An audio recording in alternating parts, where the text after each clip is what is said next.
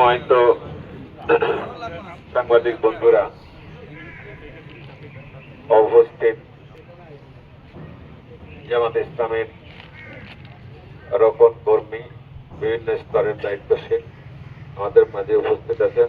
আমাদের এই খোলা 2 আসনের সম্মানিত নির্বাচন পরিচালক অধ্যাপক মাওলানা মাকসুদুর রহমান।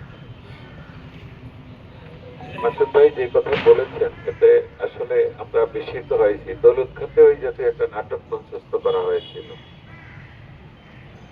সম্বর্ধনা অনুষ্ঠানে, সেখানেও দৌলত খানের যিনি আমির জামাতের, তিনি এই ব্যাপারে বিবৃতি দিয়েছেন এবং একই ঘটনা এখানে ঘটানো হবে এটা আমরা কল্পনা করি নাই। একটা দল কতটা দেউলিয়া হইলে এই জাতীয় কাজ করতে পারে সেটা দেশের মানুষ, বিশেষ করে যেই লোকদেরকে এখানে পরিচয় করিয়ে দেওয়া হলো যে তারা জামাত করত, এখন বিএনপিতে যোগ দিয়েছে, যারা দূরের মানুষ তাদের বিশ্বাস অবিশ্বাসের একটা প্রশ্ন আছে।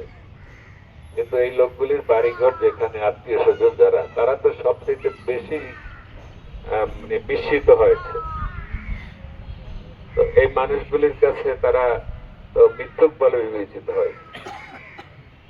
আসলে আমরা আশা করব যে এই জাতীয় নাটক না সাজাইয়া এতে ভোট ব্যাংক বাড়বেন, বরং জনগণের কাছে যান এবং প্রকৃত যারা ভোটার তাদের কাছে গেলে একটা সুষ্ঠু নির্বাচনী পরিবেশ হইলে সেখানে জনগণ যদি ভোট দিতে পারে, এই নির্বাচিত হোক, অপরপক্ষের তখন কোনো আফসোস থাকবে যে না, আমরা আমাদের ভোটটা দিতে পেরেছি।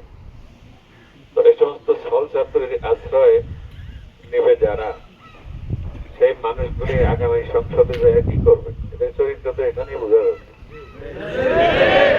সুতরাং এই জাতীয় লোকদেরকে এদেশের ভোটাররা, বিশেষ করে দৌলত খান